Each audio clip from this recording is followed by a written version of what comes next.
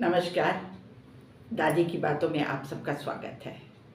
आज मैं अपनी बहनों और छोटी बच्चियों से, कॉलेज के, हाई स्कूल की बच्चियों से बात करना चाहूँगी अपना शेयर। एक दिन आयडा में हम लोग की एक बैठक चल रही थी और बैठक में थे जज श्री दुर्गेश चंद्र अवस्थी। मैं भी उसमें मौजूद थी। उन्होंने ये बात कही कि स्त्रियां ही मेरुदंड हैं इस समाज की।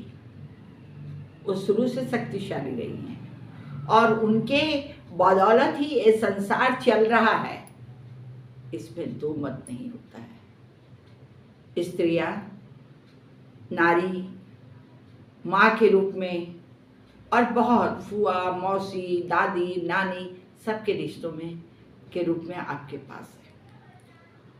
उनका कर्तव्य आजकल बढ़ गया है क्योंकि पाश्चात्य संस्कृति धीरे धीरे चंगुल में लोगों को ले रही है, जिससे हमारे संस्कार, संस्कृति कहीं खोते चले जा रहे हैं। हमें यह देखना है, बच्चियों को हवाई जहाज चलाने की छूट देनी है। बच्चियां चलाए, इससे खुशी की बात क्या हो सकती है, और चला भी रही हैं।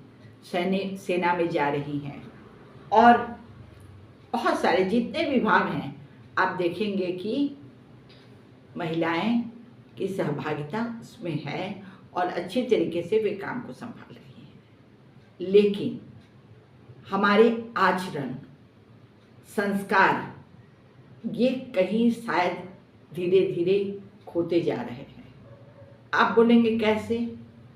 एक इंजीनियर का परिधान, एक गृहिणी का परिधान, एक शिक्षिका का परिधान अलग अलग होने का महत्व रखता है।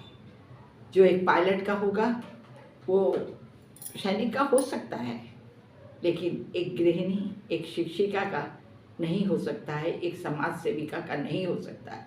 क्योंकि समाज सेविका जो हैं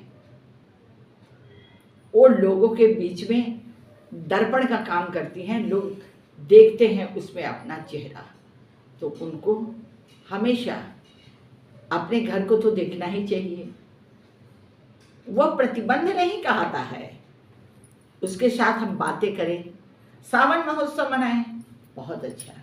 और यह क्यों मनाया जाता है इस विषय में भी बातें बताएं और बच्चियों को भी बताएं कि तुम क्यों इतना वैल्यूएबल हो समाज में, क्योंकि तुमसे बहुत परिवार जुटा है और उसके में अच्छाइयों का बीज बोना तुम्हारा कर्तव्य है। पुरुष तो बाहर है, कमा रहे हैं, आजकल लड़कियां भी कमा रही हैं, लेकिन यह बीज धरती में ही होगा। पता है ना, हम ही घर के वंश वृद्धि में भी अपना साथ देते हैं, उसको पालने में भी देते हैं, रसोई में भी देते हैं। तो इसीलिए हमारा कर्तव्य बढ़ गया है और इसे दुर्गेश चंद्र अवस्थी की बात को ध्यान से सोचना है, न कि उसको यह कि यह दबाव की बातें। धन्यवाद।